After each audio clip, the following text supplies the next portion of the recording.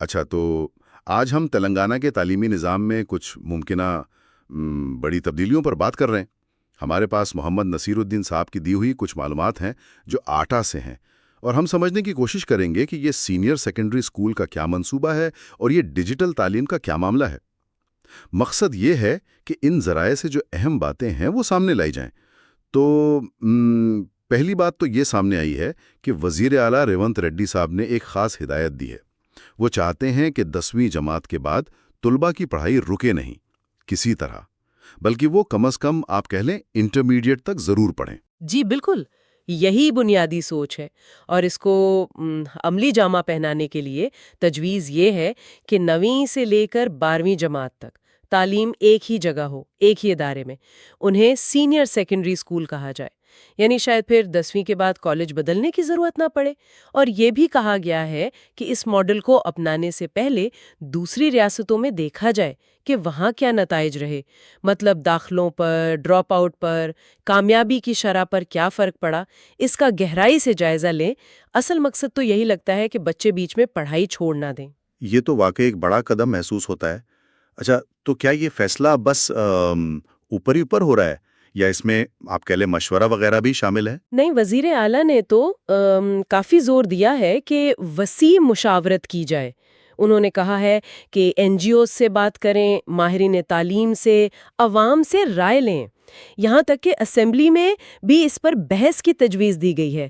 اور ساتھ ہی یہ بھی کہا ہے کہ جو موجودہ سرکاری جونیئر کالجز ہیں ان میں داخلے کیسے بڑھائے جائیں، حاضری کیسے بہتر ہو، اس پر بھی توجہ دیں۔ لیکن کیا سب لوگ اس نئے سینئر سیکنڈری والے آئیڈیا سے متفق ہیں؟ کوئی اختلاف تو نہیں؟ نہیں، بالکل نہیں۔ اس پر تو کافی سخت رد عمل بھی آیا ہے۔ جو intermediate education joint action committee ہے، اس کے چیئرمین ہیں مسٹر مدھوسودن ریڈی۔ انہوں نے تو بہت سخت مخالفت کی ہے۔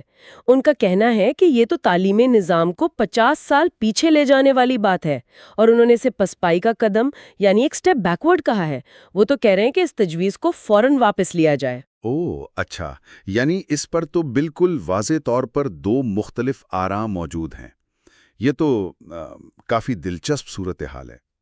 اچھا، اس بڑی تبدیلی کے منصوبے کے علاوہ کیا کچھ اور دوسرے تعلیمی اداروں کے بارے میں بھی کوئی ہدایات وغیرہ ہیں؟ جی ہاں، کچھ اور چیزیں بھی ساتھ ساتھ چل رہی ہیں، جیسے یہ جو ینگ انڈیا رہائشی اسکولز ہیں، ان کی کارکردگی پر ہر ہفتے رپورٹ مانگی گئی ہے۔ پھر ہر سرکاری اسکول کیمپس میں ایک بڑا قومی پرچم لگانے کا حکم دیا گیا ہے۔ ایک گرل اسکول کے لیے زمین ملنے کی بات ہوئی ہے، اور دوسرے کے لیے بھی جلد کارروائی کی ہدایت ہے۔ اور وہ جو چوکلی آئلاما یونیورسٹی ہے، اس کے ماڈل کا بھی جائزہ لینے اور اس میں کچھ ترامیم پر غور کرنے کا کہا گیا ہے۔ تو لگتا ہے کہ یہ سب تعلیم کے معیار کو بہتر بنانے کی ایک آپ کہہ لیں مجموعی کوشش ہے۔ سمجھ گیا۔ اچھا، اب ذرا ڈیجیٹل تعلیم کی طرف آتے ہیں۔ ٹیکنالوجی کا استعمال بڑھانے کے لیے کیا ہو رہا ہے؟ جی، اس محاذ پر بھی اہم کام ہوا ہے۔ ریاست کے جتنے بھی سرکاری جونیئر کالج ہیں، وہاں ٹی وی، انٹرنیٹ کنیکشن اور یہ جو انٹریکٹیو فلیٹ پینلز ہیں آئی ایف پیز، وہ لگانے کی منظوری دے دی گئی ہے۔ یہ آئی ایف پیز تو آپ سمجھ لیں کہ بڑی ٹچ سکرین والے ڈیجیٹل بورڈز ہوتے ہیں، ان سے پڑھانا زیادہ دلچسپ ہو سکتا ہے، اور یہ منظوری انٹر ایجوکیشن ڈائریکٹر کی درخواست پر فوراً ملی ہے۔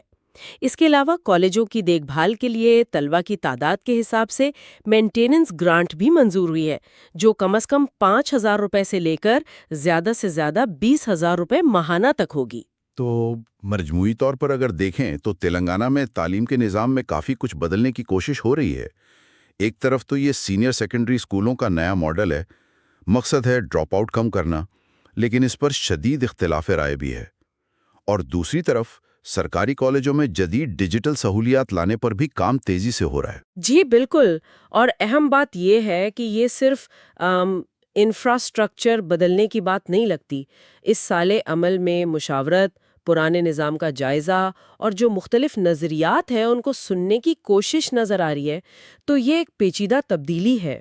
اور یہیں پر آ کر سوچنے کی بات یہ رہ جاتی ہے کہ کیا یہ نیا سینئر سیکنڈری ماڈل واقعی بچوں کو تعلیم جاری رکھنے میں مدد دے گا؟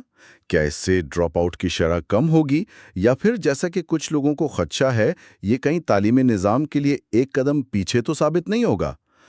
اس کا حتمی جواب تو شاید وقت ہی دے گا، और नताइज बताएंगे।